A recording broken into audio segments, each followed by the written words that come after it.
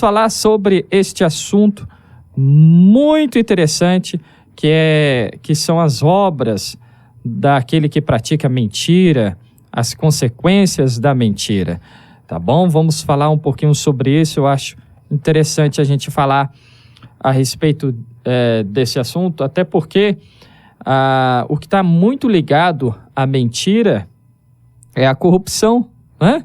E a gente acha que o corrupto é somente o político, aquele que está lá exercendo um cargo político, né? Não, a corrupção começa dentro da nossa casa. E a gente precisa ter este entendimento. E o primeiro ponto que eu quero destacar aqui para você sobre a mentira é a declaração que Jesus faz sobre os mentirosos em João capítulo 8. João capítulo 8, Jesus faz uma declaração muito interessante sobre aquele que pratica a mentira. E muita gente se esquece dessa declaração que Jesus fez. Veja só, o versículo 44 de João capítulo 8. Pois são filhos de seu pai, o diabo, e gostam de fazer as coisas perversas que ele deseja. Ele foi assassino desde o princípio. Sempre odiou a verdade, pois não há verdade alguma nele. Quando ele mente, age de acordo com o seu caráter, pois é mentiroso e pai da mentira. Olha só, então,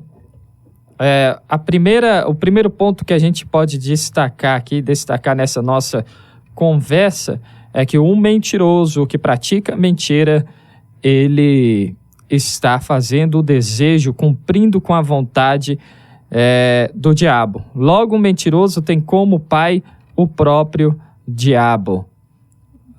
É muito forte isso, né?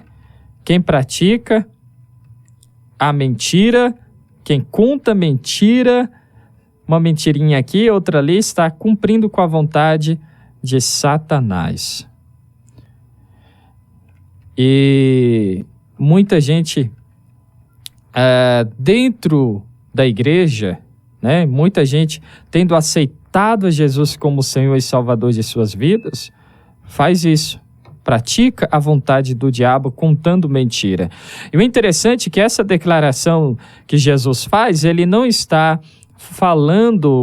declarando isso para pessoas que diziam não servir a Jesus, que diziam, né, que não serviam a Deus. Não, Jesus faz essa declaração para quem estava dizendo que tinha Deus como Pai. Olha só que interessante. Olha só interessante.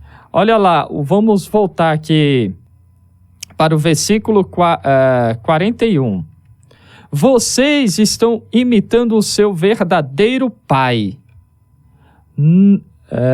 Aí, a resposta dos judeus com os quais Jesus estava conversando, debatendo. Somos filhos ilegítimos? Retrucaram. Aí eles dizem, o próprio Deus é o nosso verdadeiro pai.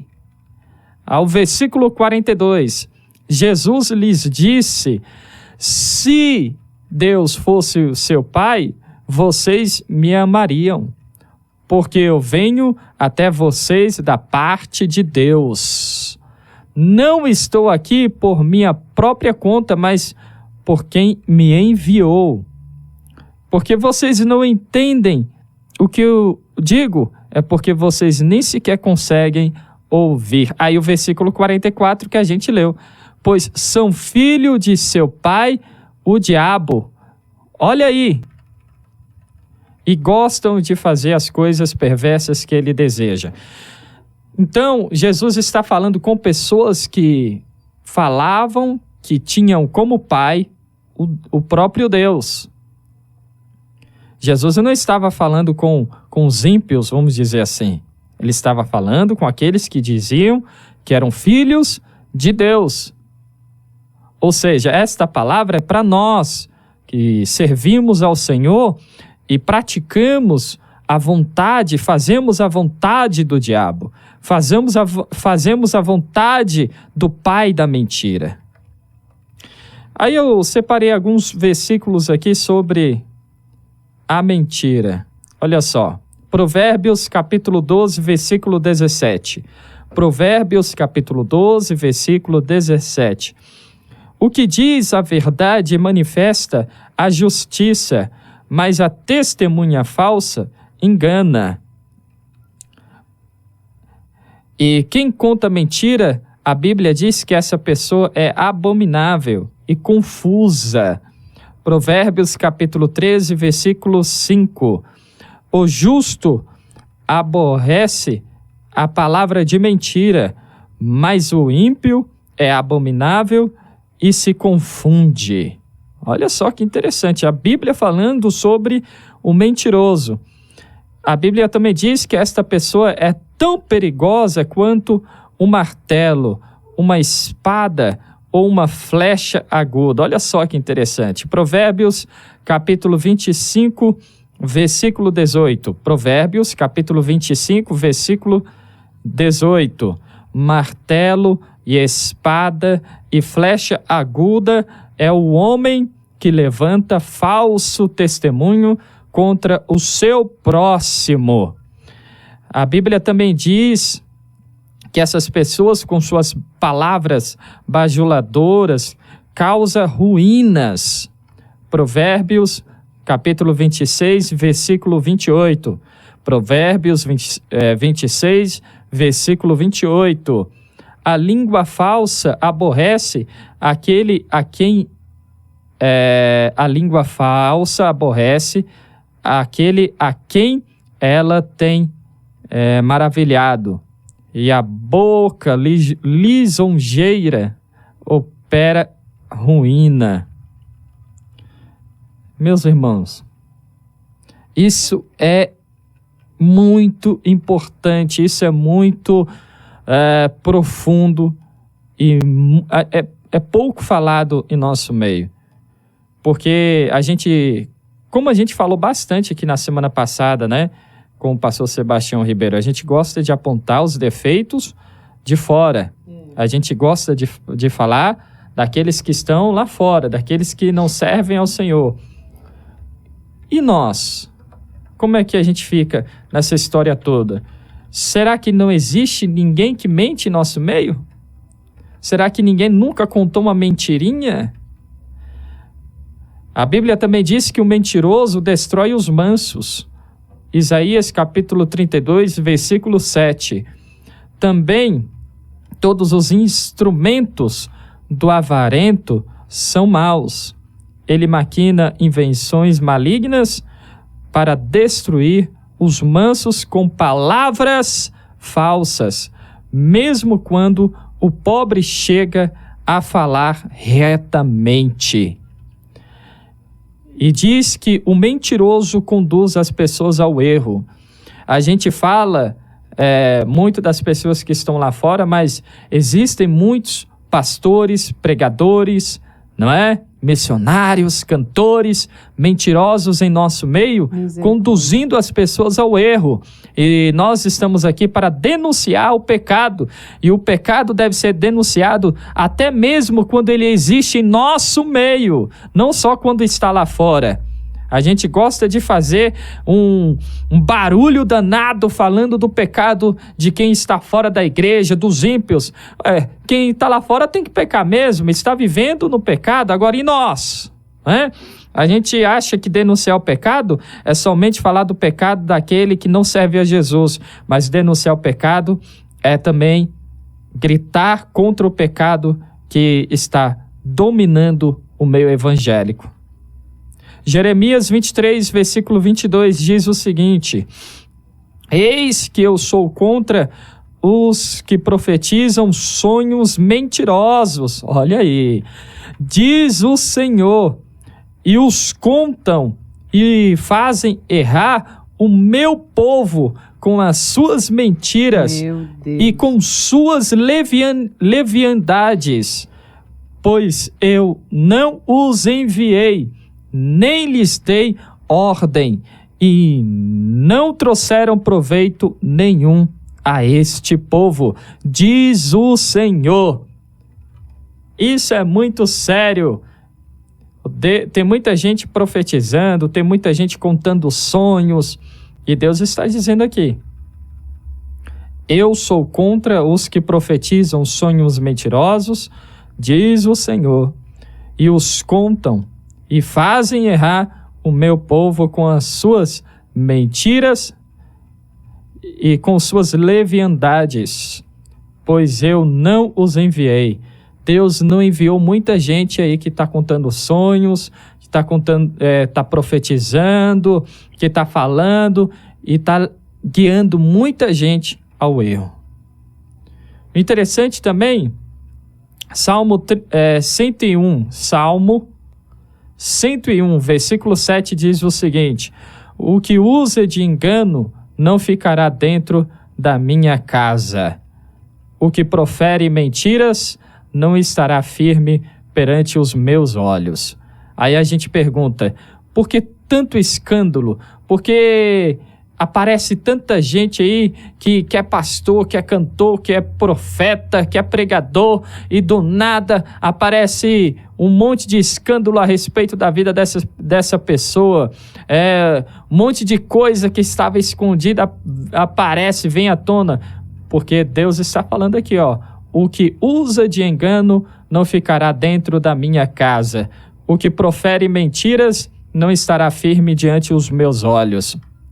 Então não adianta, você pode estar contando mentira, pode estar enganando as pessoas, dizendo que é um servo de Deus, íntegro, que ora, que busca, aí profetiza, inventa sonhos, né? Cria coisas para induzir as pessoas de acordo com a sua vontade.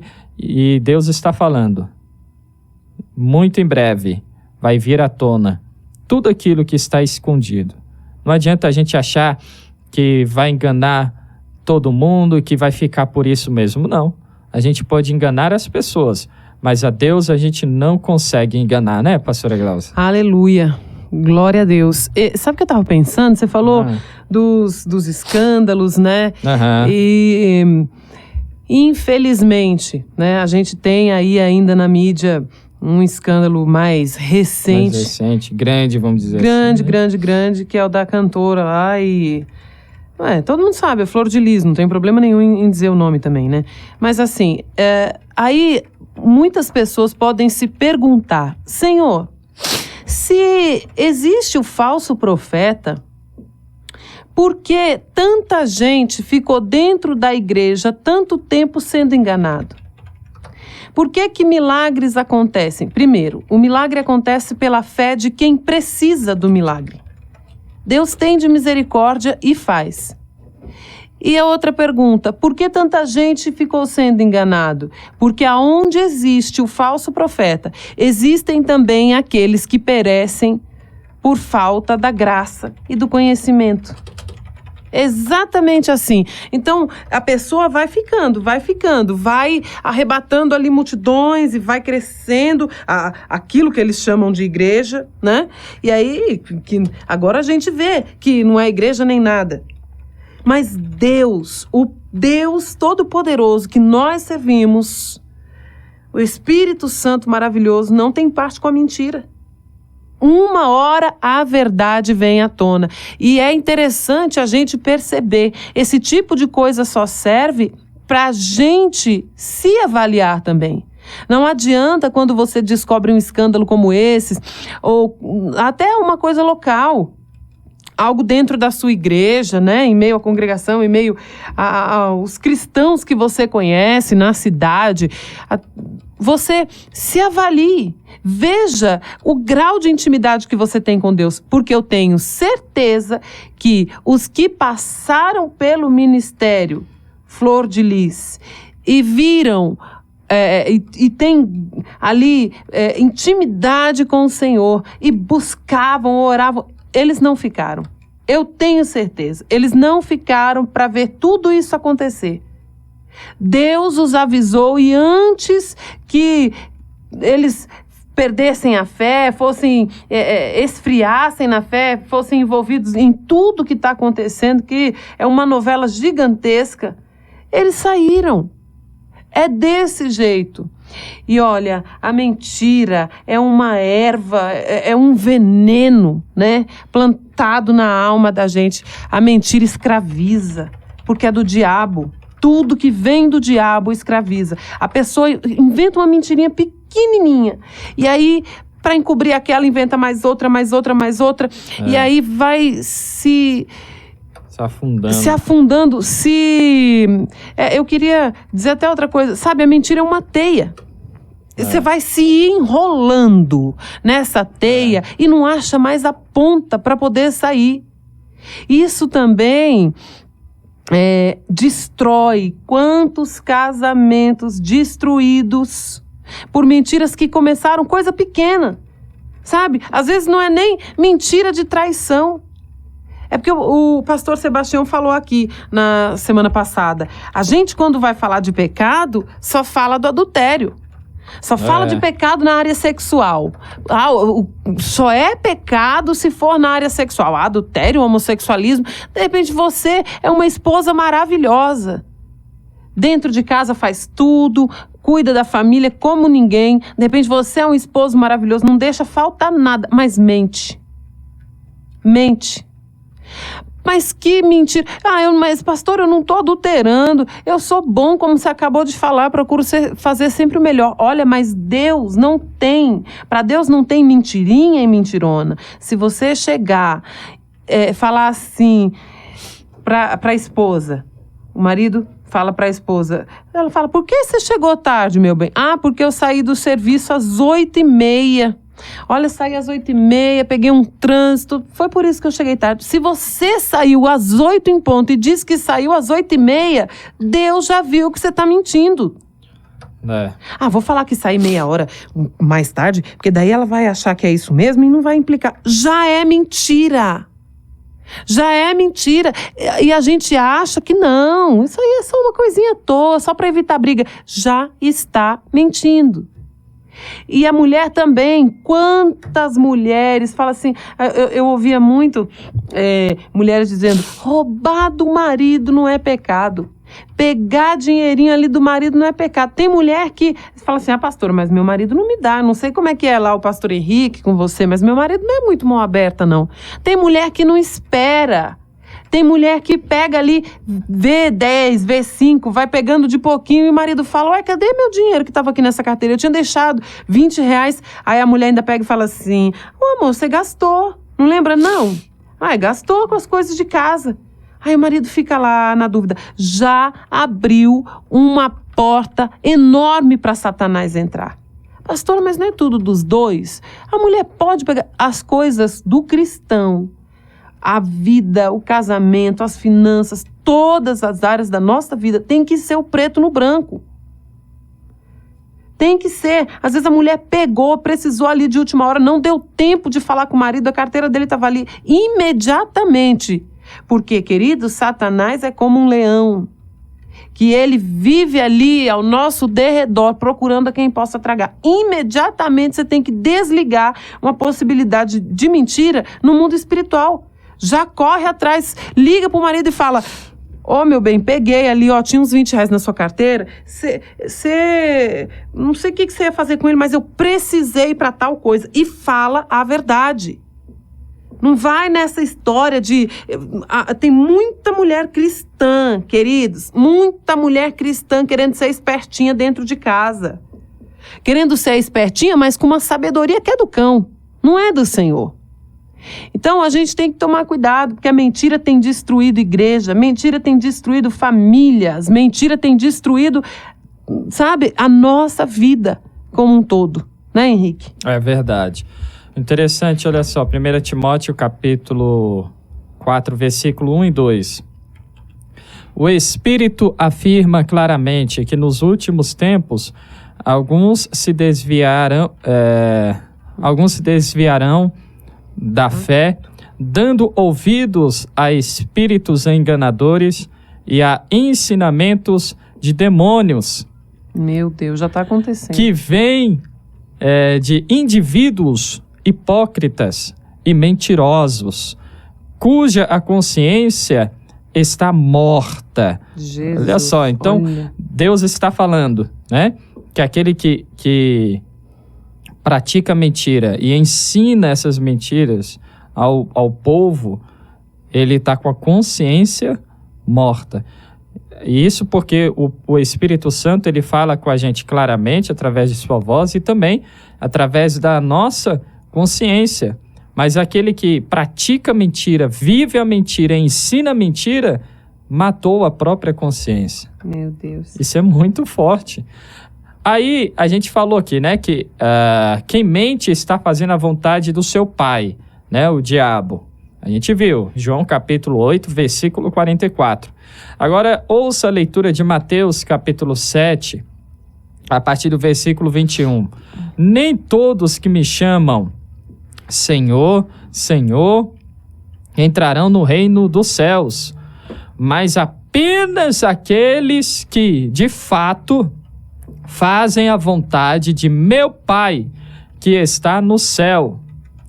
Se você mente, está fazendo a vontade de quem? Do diabo, e não a vontade de Deus. Logo, você não terá direito a entrar no reino dos céus. Aí essas pessoas vão dizer, no dia do juízo, muitos me dirão, Senhor, Senhor, não profetizamos em teu nome, não expulsamos demônios em teu nome e não realizamos muitos milagres em teu nome? Eu, porém, responderei, nunca os conheci. Afastem-se de mim, vocês que desobedecem à lei. Você pode fazer tudo como a pastora Gláucia falou aqui, né? Pode ser uma boa esposa, um bom marido, pode fazer pagar as contas suas contas direitinho, né? Vai aos cultos todos os dias, não falta nem um dia de oração, mas conta mentira, pratica a mentira, né? Compartilha a mentira. Nada do que você fizer vai ter valor, né, Henrique? Nada. E olha só, o interessante, aí a gente entra na questão da fake news, né? De compartilhar coisas. Se você compartilhar algo que você não verificou, que você não tomou ciência se é verdade ou não, e aí você compartilha e acaba sendo mentira, você está compartilhando e sendo conivente com mentira. Sim, outra coisa que não se fala muito no meio cristão é essa questão da conivência. A conivência já torna você um pecador. Ser cúmplice do pecado é pecado também. Exatamente. Você se torna um conivente, um partícipe, como se diz na linguagem jurídica. Então, tome cuidado. É por isso que a gente sempre fala aqui, controle também seus impulsos de compartilhar. Gente, que o dedinho, a nossa irmã Maria José, que está sempre no YouTube com a gente, ela fala, o dedinho da bênção. Esse dedinho da bênção, se a gente não tomar cuidado, ele pode ser o dedinho da maldição. Que gente que tem, um povo que tem um dedo nervoso para clicar no que não sabe se é verdade. Sai compartilhando tudo. Você estraga o dia de alguém às vezes. Nós temos que tomar cuidado. No finalzinho do ano passado, a gente estava tendo a lição, né? Lições da escola bíblica sobre depressão, sobre suicídio. Tivemos o Setembro Amarelo, né? A campanha de prevenção ao suicídio e tal. E aí, a gente vê uns comentários da Editora Betel, o vídeo da Editora Betel, que é uma bênção. Tem um pastor psicólogo lá, William Barros, acho que é o nome dele, e ele falou justamente isso. Toma cuidado. Às vezes você vai falar uma coisa, você vai compartilhar uma coisa, manda no WhatsApp de alguém, e esse alguém já não tá bem, começou um dia triste. Você estraga a vida de alguém com uma notícia falsa, mentirosa, por causa de um impulso. Nossa, pastores, mas eu acho que vocês estão exagerando. Hoje vocês estão, falando bastante. Não é exagero não, gente. São coisas simples, que às vezes podem destruir vidas, emocionalmente falando, e de todas as formas. né? Porque se você não está bem emocionalmente, espiritualmente, nada anda na sua vida. Ai, mas eu vi um vídeo que eu tenho que... Olha, é alerta. Tem que alertar os cristãos. Vou compartilhar. Aí já compartilha no WhatsApp de igreja, já compartilha em grupo. Toma cuidado. Hoje em dia é possível fazer montagem, mais montagem. Hoje em dia, a gente sabe que tem coisas terríveis acontecendo, mas seja inteligente. Verifique, não saia compartilhando qualquer coisa. É muito interessante como a palavra do Senhor é tremenda, né? E nos instrui. Meu Deus, eu fiquei lembrando, você estava lendo aí uma passagem anterior e eu fiquei lembrando dos muitos vídeos, os muitos áudios que vêm surgindo, né? É uma corrente gigantesca que vem no WhatsApp. E agora com a pandemia, pior ainda. Eu tenho certeza que você que está nos ouvindo, nos vendo, né? Acompanhando essa conversa, já recebeu um áudio assim. Ah, eu sonhei. Deus me mostrou. Há 2 anos atrás eu já sabia que ia ter essa pandemia. Ah, gente, tenha dó. Misericórdia.